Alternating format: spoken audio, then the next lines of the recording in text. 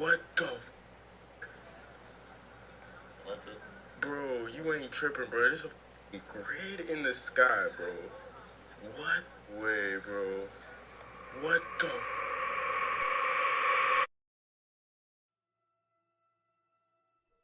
People are seeing these strange grid lines in the sky. And while some of these lines in a grid-like pattern are clearly chemtrails, others aren't so easily explained away. These sky grids are usually seen in areas of high altitude or in very rural areas. However, they've also appeared in populated areas as well. As it so often goes with inexplicable phenomena, it has been completely ignored by the mainstream media and government. This grid pattern is sometimes seen by those under the influence of psychoactive substances, particularly magic mushrooms, LSD, DMT, and ayahuasca. I don't dismiss these accounts because these substances are able to take people into states of consciousness beyond the typical five-sense level of reality, which is why occultists and shamans use certain plant medicines and potions to experience unseen realms and to gain insight and knowledge. Please note this video is not advocating drug use. There are some drugs in which there is absolutely no insight or knowledge to be gained. These drugs do nothing but open you up to malevolent entities and oftentimes leave your life completely in ruins.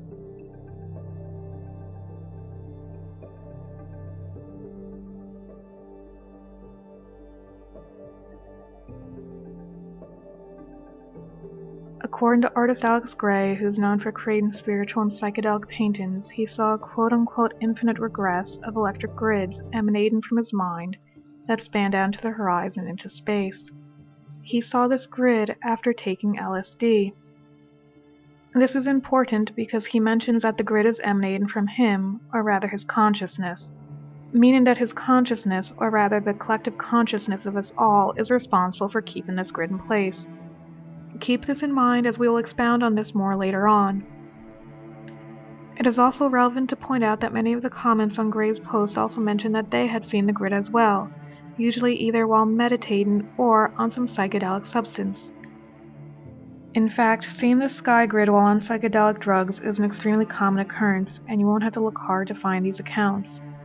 Nevertheless, most people write these experiences off as nothing more than drug-induced hallucinations, which is understandable since most people don't understand how these substances can allow you to access unseen realms, which are always there, but we usually aren't able to see. But here's the thing. This strange grid in the sky has been seen by people who are completely sober as well, and not under the influence of anything. In fact, on Reddit alone, there are many accounts of people all over the world seeing this grid, most of whom are completely confused as to what they are seeing. And even stranger still, this phenomenon has been caught on video, making its existence undeniable. So, what is this bizarre grid pattern in the sky? While it's out there in the public consciousness, in card games, movies, and video games, it's never actually been discussed. It's the concept of soul traps, or more specifically in this case, the soul net. The soul net, also known as a frequency fence, is an electromagnetic grid around the Earth which fences off the simulated universe from the real universe. And while some details from various researchers or theories will vary, they all have the same common message and theme. A parasitic extraterrestrial race that has been feeding off the negative emotions of humans has set up an electromagnetic net around the simulated universe, or specifically, planet Earth. This frequency fence is designed to stop souls from leaving the Matrix. This electromagnetic energy matrix is also there to prevent humans from accessing higher levels of consciousness and disconnecting us from the real universe. This grid is not to be confused with the natural energetic grid of ley lines of planet Earth. We're going to explore some of these theories, and I'll let you come to your own conclusions. The alien interview theory. In July of 1947, during the Roswell UFO crash, a 40-inch ET was the lone survivor. This ET, known as Errol, began telepathically communicating with one of the nurses on base, Matilda O'Donnell McElroy.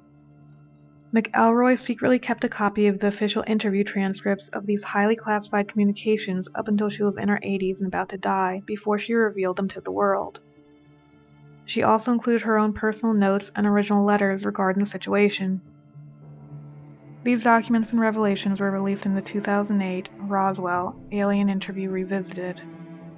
In these transcripts, Arrow telepathically explained that humans have had our memories wiped and have forgotten what we really are, which she describes as ISBs.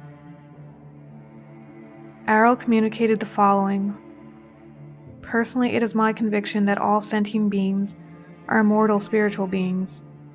This includes human beings. For the sake of accuracy and simplicity, I will use a made-up word, ISB. Because the primary nature of an immortal spiritual being is that they live in a timeless state of is, and the only reason for their existence is that they decide to be.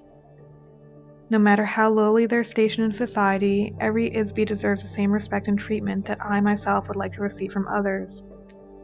Each person on Earth continues to be an ISB whether they are aware of that fact or not."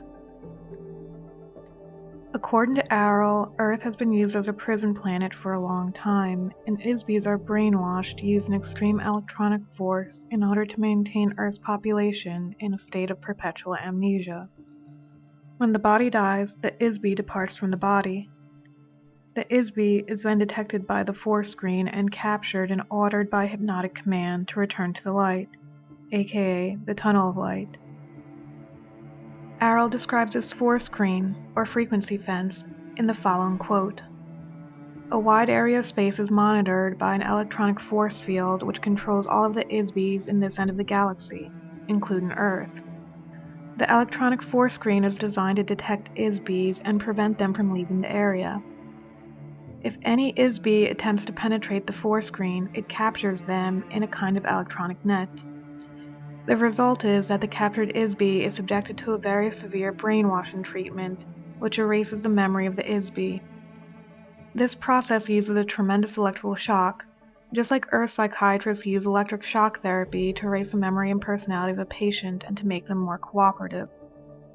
On Earth, this therapy only uses a few hundred volts of electricity. However, the electrical voltage used against ISBs is on the order of the magnitude of billions of volts. This tremendous shock completely wipes out all of the memory of the ISB. The memory erasure is not just for one life or one body. It wipes out all the accumulated experiences of a nearly infinite past, as well as the identity of the ISB. The shock is intended to make it impossible for the ISB to remember who they are, where they came from, their knowledge or skills, their memory of the past, and the ability to function as a spiritual entity. They are overwhelmed into becoming a mindless robotic non-entity. In 2014, MIT scientists discovered the existence of this force screen, which they referred to as a Star Trek-like force field that surrounds the Earth. They described this barrier as protecting astronauts and satellites from, quote, dangerous ultra-relativistic electrons. In physics, a particle is called ultra-relativistic when its speed is very close to the speed of light. This is important because the speed of light are the walls to the simulation. The speed of light is not the fastest speed. It is the fastest speed that matter can travel before leaving this frequency range, or rather frequency prison. Once you go beyond the speed of light, you leave the matrix. So now the question is this so-called force field around the Earth really protecting us, or is it actually protecting the Matrix? The research of Peggy Kane. Peggy Kane was a host on public access TV in the 90s. She's also a UFO researcher and former New Ager. She describes this grid as a frequency net around the planet that holds us in. So, when you talk about spirit people leaving their bodies, being propelled and dumped on their way out, you said they've bumped their heads on the net. Mm-hmm. What do you mean by that? Well, when they try to get out of your body, it's like a Faraday cage. And when Robert Monroe was put into a Faraday cage, he could astral travel. But in the Faraday cage, when he got out of his body, he would hit that, and his astral body could not go through the Faraday cage, which was electrified. And this is what's happened. And what happens is they may project out to a certain point if they're pretty aware, and then they'll hit the barrier.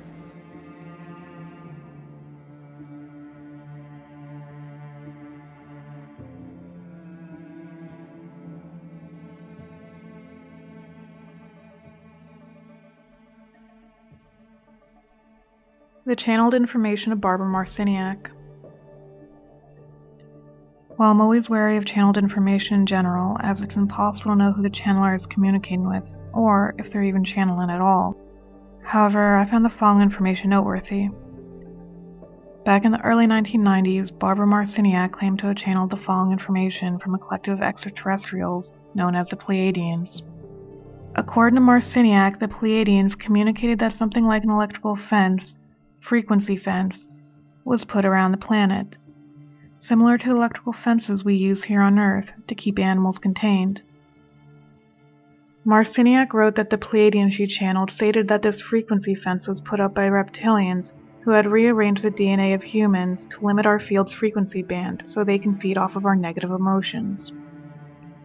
This frequency fence around the Earth also made it difficult for frequencies of light and frequencies of information to penetrate.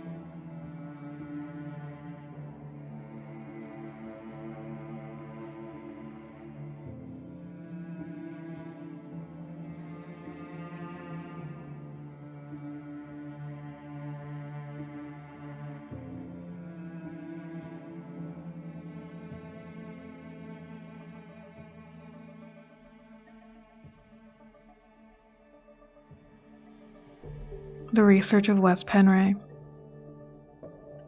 According to the Wes Penray theory, we are spiritual beings that were manipulated into entering these physical and dense vessels that we call human bodies. This trapped us in the limited frequency band known as the third dimension. Once we were locked into this frequency, we got trapped in a hologram created by an extraterrestrial group, most commonly known as the Anunnaki, but which he refers to as the Alien Invader Force, or AIF for short. This hologram consists of everything we can perceive with our five senses and is a low-resolution copy of the spiritual universe, aka the real universe. This holographic copy of the real universe is what we perceive as physical, but is actually the simulated universe or matrix system. And while the simulated universe is extremely convincing to us since we are trapped in a limited frequency band, all it is a virtual reality, or a software program. The real universe is a universe that we cannot experience while living in this holographic copy. Penray states that the only hint of the real universe's existence is what we call dark energy and dark matter, which together consist of about 96% of the universe. The other 4% is a hologram in which we are currently trapped in. The purpose of this simulated universe/hologram is to keep us enslaved and feed in the AIF. Saturn, and in my opinion the Moon as well, is a key to keeping the hologram in place. Saturn transmits distorted sound frequencies, which through advanced technology is how the frequency prison and grid around the planet has been able to exist. These frequencies can be heard on NASA videos.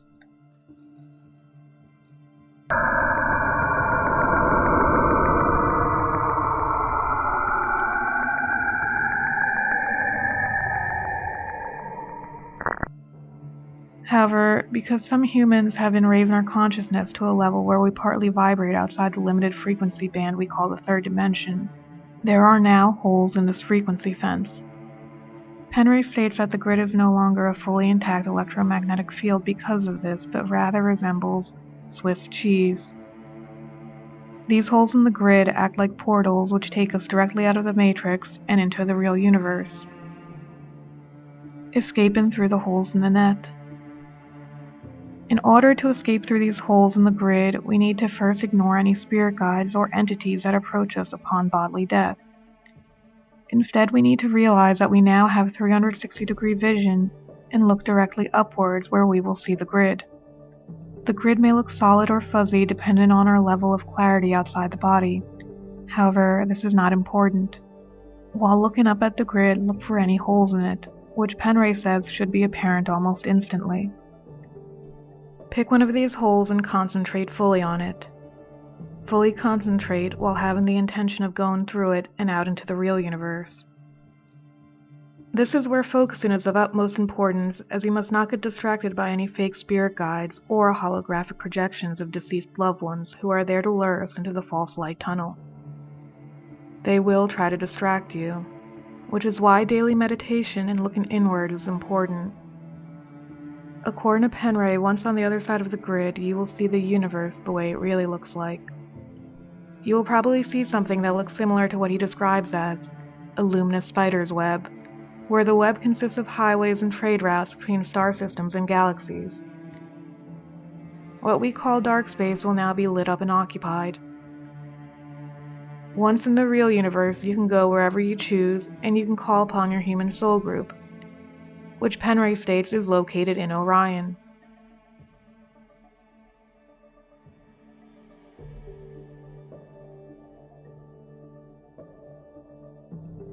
So now the obvious question is, if the AIF is aware of these holes, and they must be, why aren't these holes actively being repaired? Penray answers this by saying that the AIF didn't anticipate humans discovering what these holes in the grid actually were, and where they lead to. And even if they are repairing the holes in the grid, as more humans are waking up and the level of our collective consciousness rises, these holes will remain intact, or new holes will form. In addition, they know that people are going to do what's most familiar to them, and that is following a fake spirit guide or deceased loved one into the tunnel of light and getting recycled again. He compares this to a bird that has been caged all its life, but will stay in the cage, even when the door of the cage has now been opened.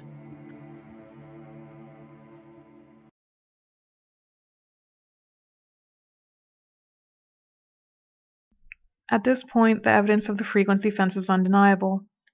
Many people have not only seen it, but there is also video evidence of it. And while these theories vary on how we got here, the core message remains consistent. Earth is a prison planet, and this prison is held together by certain frequencies. There is a reason why they want us to continually generate negative emotions, because those are the frequencies that are holding this grid in place and keep us imprisoned and away from the real universe. Just like Alex Gray realized that this grid was emanating from him first before it manifested upon the horizon, we must also realize that it starts with us.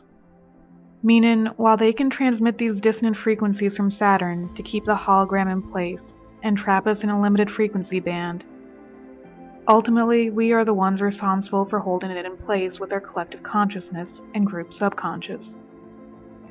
We must all continue to awaken and elevate our collective consciousness so we no longer vibrate at the frequency that is holding us prisoners. And that starts with you. Meditate often and do what you know to be right, regardless of consequences. Embrace love, joy, peace, and all the frequencies that will break down this frequency prison, because ultimately that's all it is.